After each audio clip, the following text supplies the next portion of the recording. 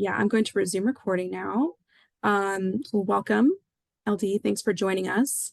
Hopefully we'll have a couple others join as we get going. This is a webinar for D-CYPHR, which is our DNA, Children and Young People's Health Resource.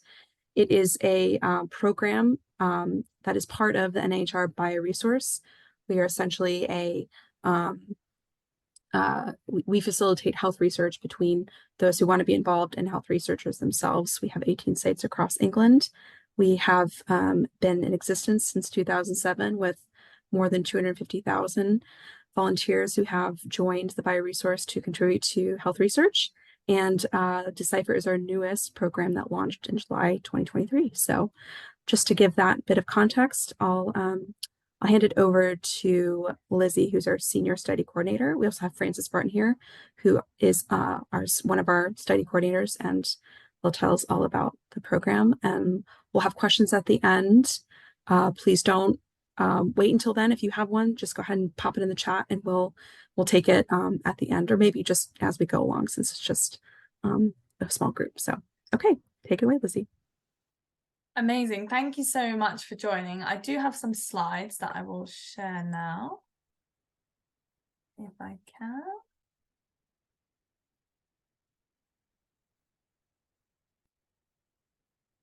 See that okay? Yeah, brilliant. Fantastic. So as Shane said, this webinar is about D-CYPHR, which is the DNA, Children and Young People's Health Resource. It's just really to give a bit more information about the program and answer any questions you may have. So feel free to put those in the chat as we go along.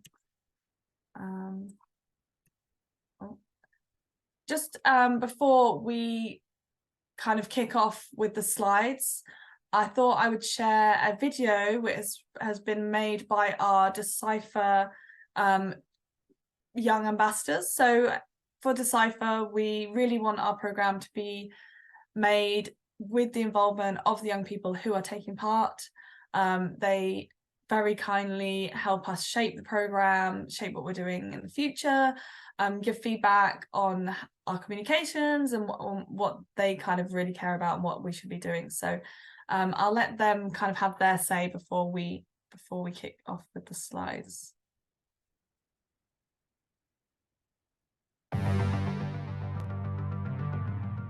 D-CYPHR stands for DNA, Children, Young People's Health Resource. D-CYPHR for the first time is saying we need to be looking at what happens in childhood. And so we're now reaching out to children and young people to provide their samples. It's important to join this project by collecting more DNA and finding out what is hiding inside of it and improving people's lives. The more people that take part, the more DNA there'll be, so the data will be so much more accurate. So we need people from all communities to take part. All you do is fill out a simple questionnaire online.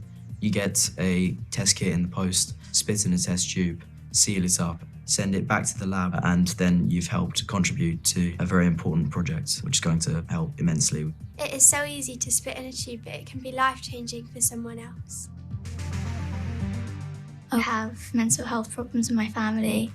I know what effect they can have on the individual and the family around them. So if we can help prevent it in any way, it would be really great. I think it's a very important project in order to make breakthroughs in mental health, rare illnesses and diabetes, all three of which have affected my family immensely. Children have a superpower to do what they can with their DNA, and scientists can see and understand how disease happens. I live with a connective tissue disorder and a chronic pain condition. When I learned about the D-CYPHR project and the potential impacts that it could have on helping us find answers for these conditions we just don't know enough about, that really resonated with me. D-CYPHR is special because it's focused on children and diversity, and it will help their research and will impact future generations. I would encourage them to get involved because a tiny sample can go a really long way and help loads of people in the future. It's so easy. All you got to do is spit in a tube.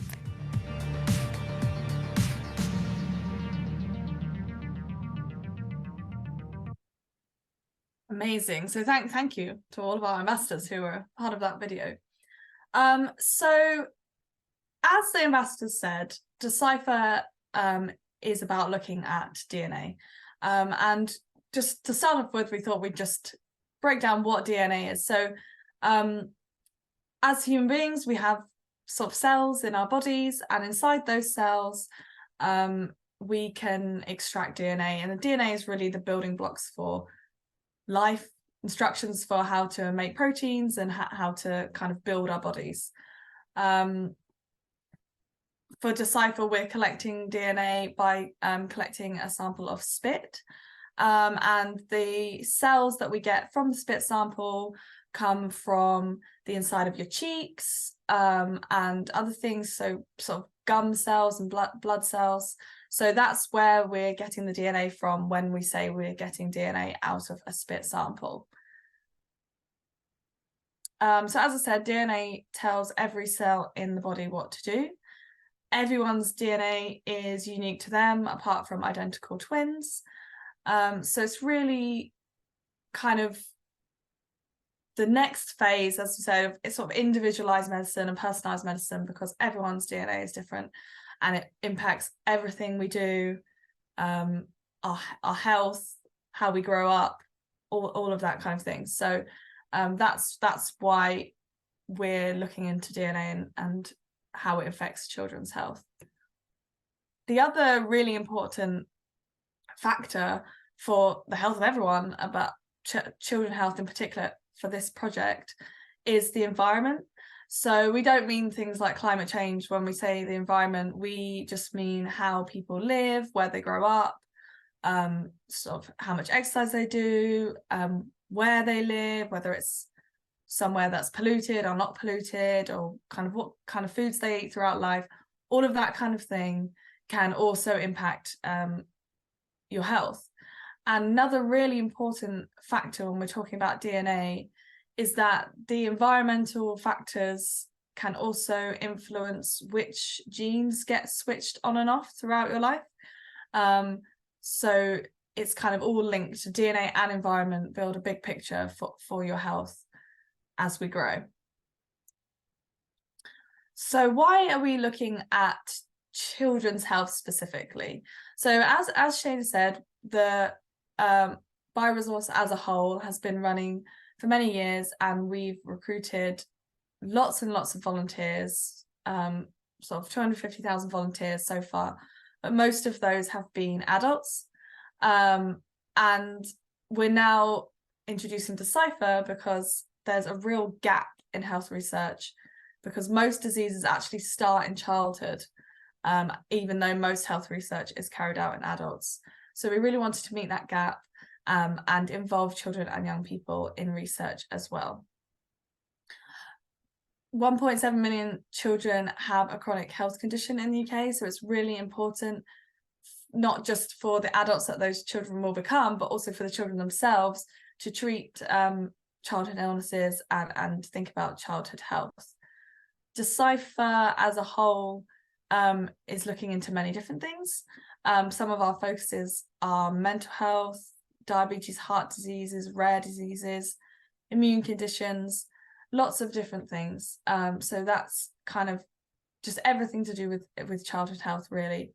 And another really important factor with health research is making sure that the volunteers who take part in the research are representative of the whole population.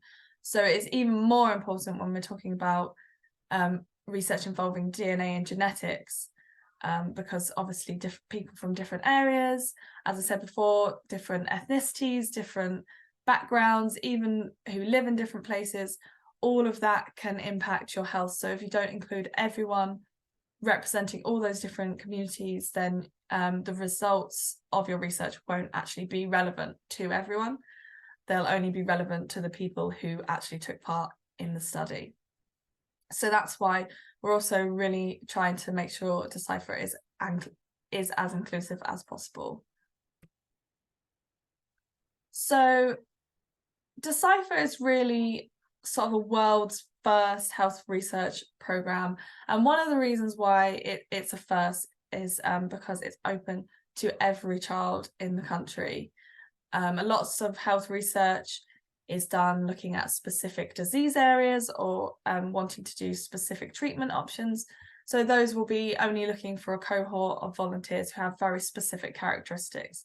D-CYPHR, on the other hand, is open to everyone. All children ages 0 to 15 can help. So that's one thing that makes us unique. We really want to make it easier for families to get involved in health research.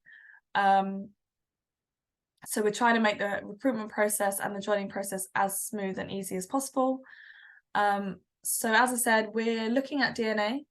So we will collect genetic information from a spit sample, and we also ask our families to fill out some questionnaires, and that is how we get information about those environmental factors that I spoke about. So that's how we get the picture of both DNA and environment. As I said before, genetics is kind of the next big thing in health research when we're thinking about making treatments and medicines more personalized, or finding out what will work for some people and not others, finding out differences. Even within the same health condition, there can be lots of differences in how people present or what symptoms they actually have, and that kind of thing. So that's why genetics and DNA is really important to us. We do have our lovely spokesperson, Dr. Zan van Tulleken, who is on Operation Ouch on children's TV, and he's a big advocate for children's health, and he's been very helpful with our program. So this is a quote from him: "There is no area of medicine more exciting or with more potential to transform our lives for the better than genetics." So the BioResource as a whole and D-CYPHR are looking into sort of a wide variety of research studies. So that's kind of a few have been highlighted here. One big area of research for us is rare diseases. So we've done lots of research that's looked into kind of screening for rare diseases in babies in hospital. It's a study that we supported. There's also an initiative looking into childhood mental health. So that's deciding whether there's a way to help children with depression with a game app that's being developed. And also we're looking to introduce a new cohort of children that's looking specifically into childhood nutrition and weight. So those are kind of a cross-section of the wide range of different kind of studies that D-CYPHR can support. This is a quote from our ambassadors that you saw in that video. So our lovely young ambassador Rosie said, "You may be little, but you are mighty." And also quotes just saying how simple and easy it is to help and how life-changing it can be to help for others. So that's all of my slides. I think I will just quickly run through the steps to joining as well, just for information, and then feel free to jump in with questions. As Shana said, it's a very cozy session today, so feel free to ask any questions that you have. So as I said, we ask our children and young people to provide their DNA with a spit sample, but I'll just take that a step backwards. So essentially, joining can all be done online. So we have an online recruitment process. You can email us and you can look at our website to express interest in joining, and everything can be done from home. So with research involving children and young people under the age of 16, we also need a parent or guardian to agree, and we call that giving consent. And then children who are able and of the right age and where it's appropriate will also be asked to agree, and we call that giving assent.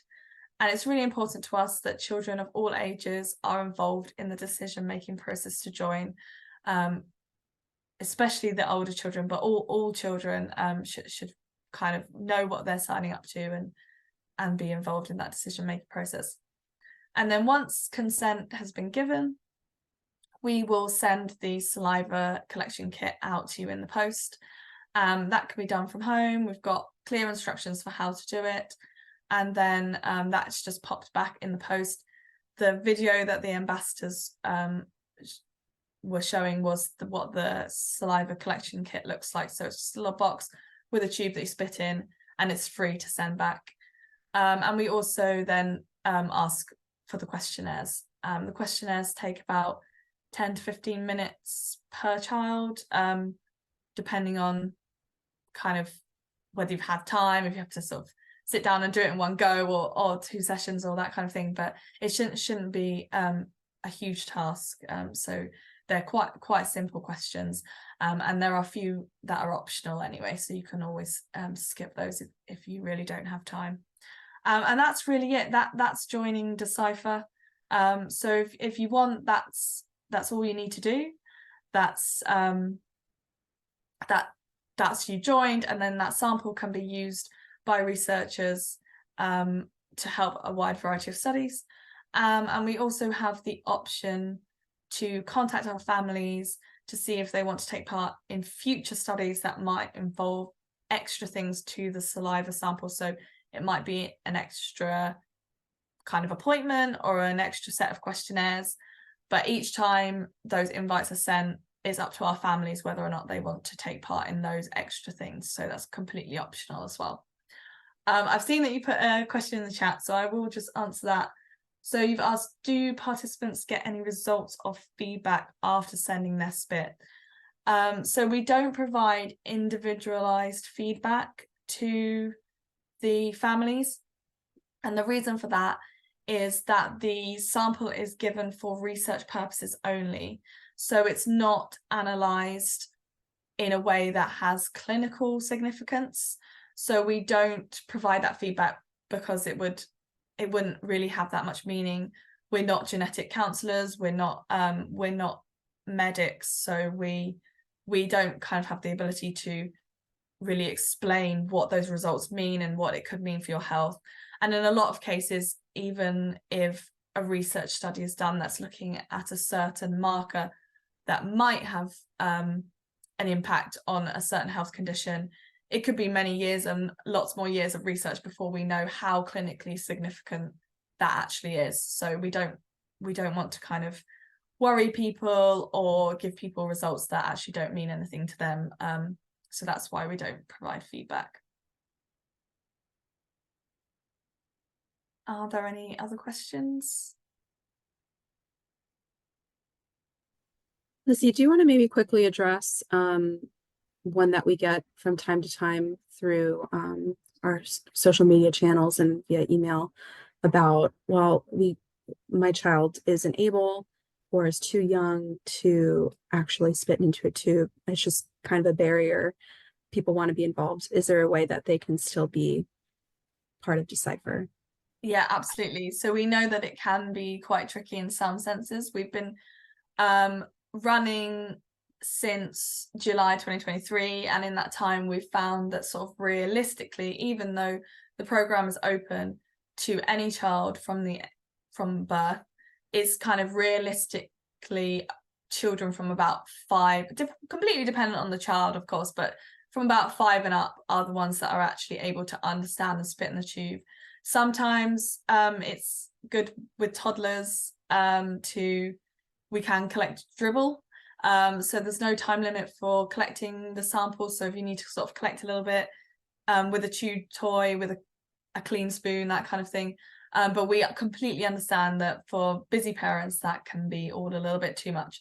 So it's completely fine to consent and join D-CYPHR without giving the saliva sample if your child is too young or unable in a different way.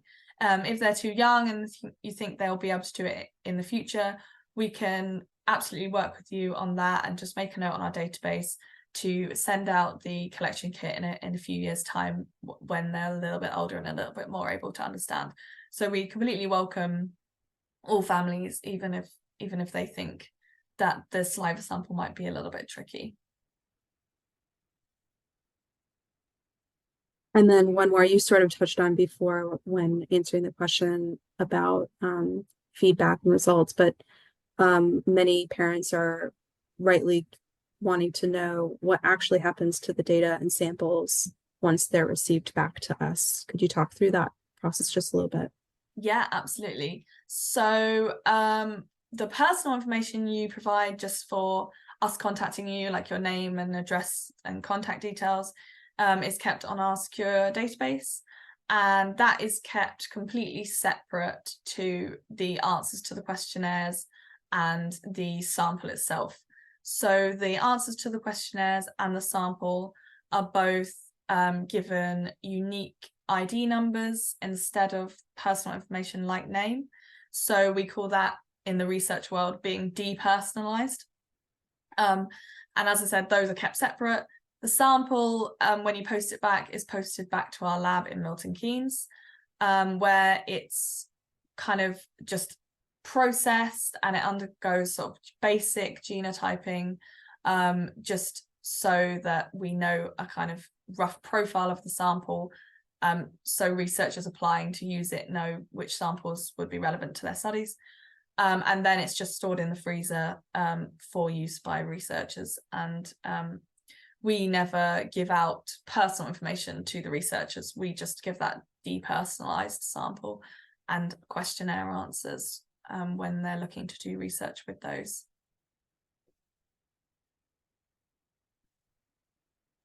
Great.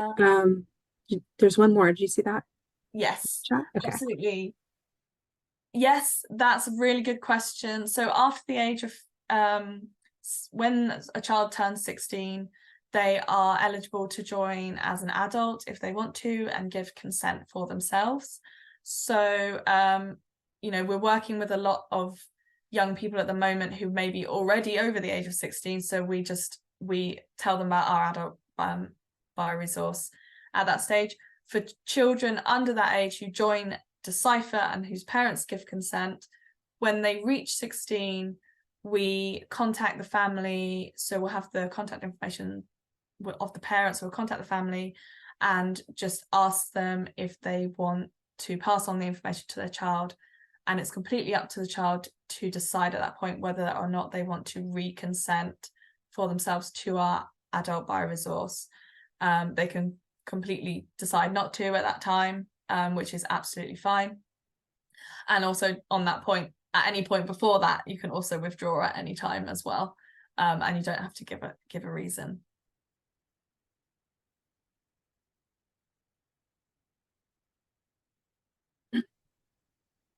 Any other questions? Okay. One question that we get asked a lot is about the questionnaires themselves and how long they take. Yeah, so I think the consent process itself, we say, so that's literally just the consent form and providing some information about you know, your name and address for contact purposes. That we say is only about 10-15 minutes per child, completely again dependent on how much time you want to sort of discuss it and think about it before filling out the forms, and also how if it's an older child and they're also filling out an assent form, then the time taken to read that, but it should be no more than that. And then the questionnaires again are sort of 10-15 minutes per child as well, and can be a bit shorter if you decide to skip the optional ones.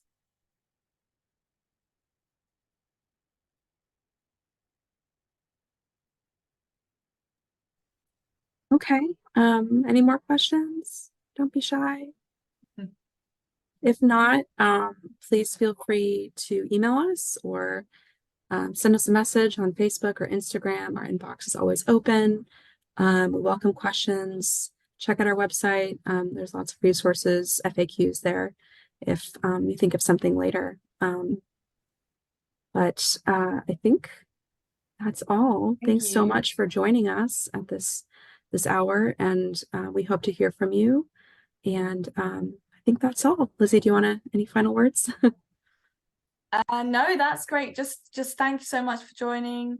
And yeah, feel free to contact our inbox at any time. We're always very happy to answer questions. And we love hearing from families. So thank you. Great. Thanks, everyone. I'll be ending the call now. Have a great evening. Bye-bye. Bye. Bye.